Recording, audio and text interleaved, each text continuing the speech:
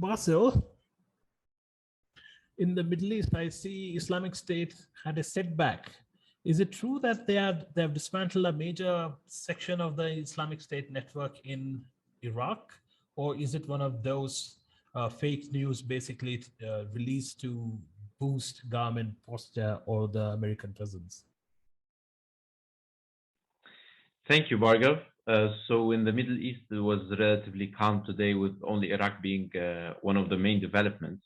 As you said, an Islamic sleeper cell was dismantled by security forces in Saladin government, which is a government with active sleeper cells.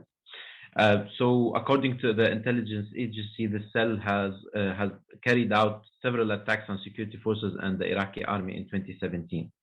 It seems that the Iraqi government has continued its episodes of arrests against these sleeper cells, especially with the allegations that especially with the allegations of a rebuild up of IS in the region.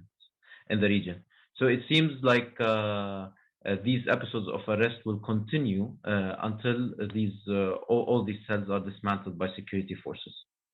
Over to you, Bhargav. This is from the Middle East today.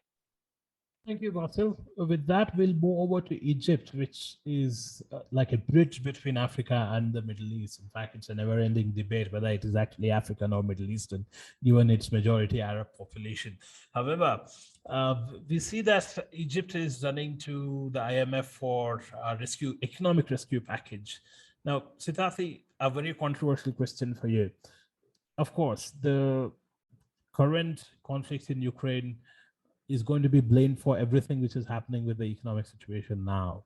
But to what extent do you think this is a direct result of imprudent economic decision-making by the military-led government? Of course, it is controversial to call it a military government, given that al-Sisi is no longer the general of the armed forces, and he was elected, but still, with some risk, I'm going to call it a military-dominated government.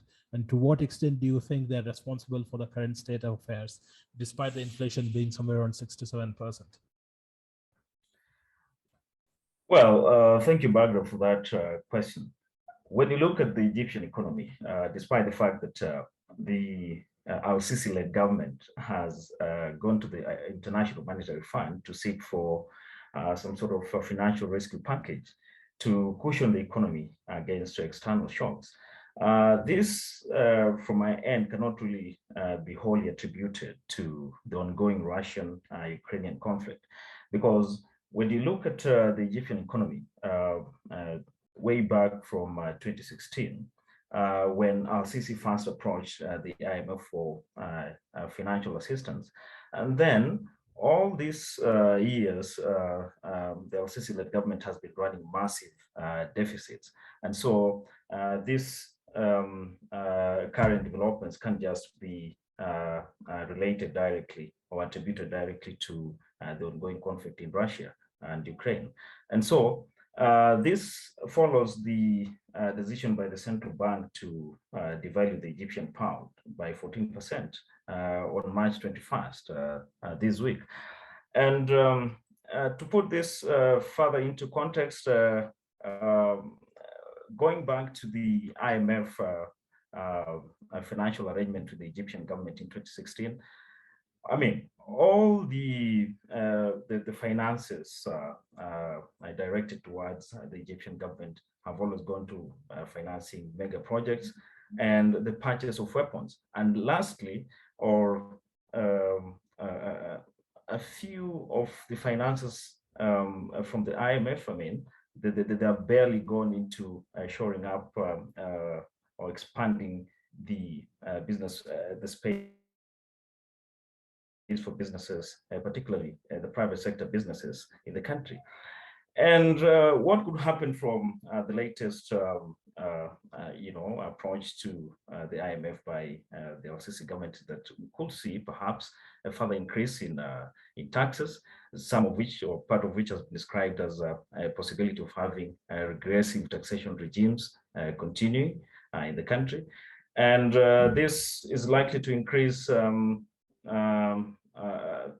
level of unemployment in the country, and perhaps also continue constricting the space for private sector businesses in the country as well, because of that crowding effect brought about by this kind of shock therapy exercises or regime advanced by the International Monetary Fund. So this is an interesting development which certainly presents a view for businesses to watch out in Egypt.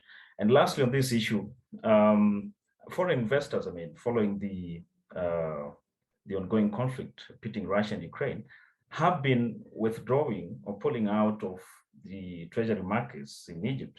And so this approach to the IMF for the financial rescue package, to the very least, is only supposed to restore confidence amongst the investors in these particular markets.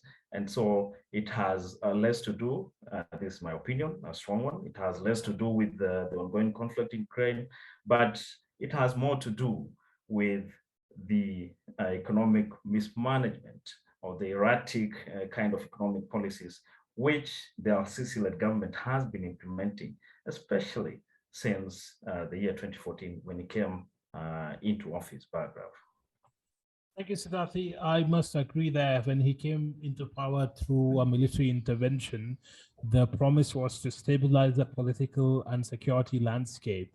And they directly pointed out to falling GDP growth rate to 1.5% or so back in 2010-11, when there was an Arab Spring revolution, popular revolution, which led to Morsi taking over as the democratically elected president. Now that the military-backed Al-Sisi is in power, we need to see how best they are going to manage the situation with multiple economic challenges coming up.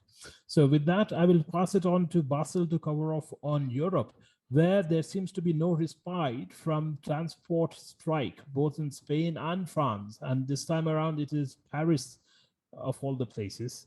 So Bassel, please tell us about the strike there. Sure, Bhargav. It seems that labor strikes and protests are recurrent now in Europe and are common following the Russian-Ukrainian conflict. So workers from the RATP, which is the Régie Autonome de Transport Parisien, called for an indefinite strike in Paris tomorrow. The CGT union, which is the largest union in France, filed a strike notice with an unlimited duration to the relevant authorities. Concerning the high inflation rates and the rising cost of living in the countries, these labor strikes and protests are likely to continue. They are likely also to evolve into nationwide protests against the government. Actually, I would relate this to what happened in Spain following a truckers' protest that started in early March and evolved in mid-March and late March to a huge trucker protest that blocked main highways, main roads, and led to supply chain shortages across several markets, several supermarkets and convenience stores, as well as raw materials in Spain. So we'll see how this will also evolve in Paris following this strike. This is from Europe today. Thank you, Bassel. With that, we'll wrap it up for the day. Thank you very much for this link to us. People can reach out to us directly to know more about our bespoke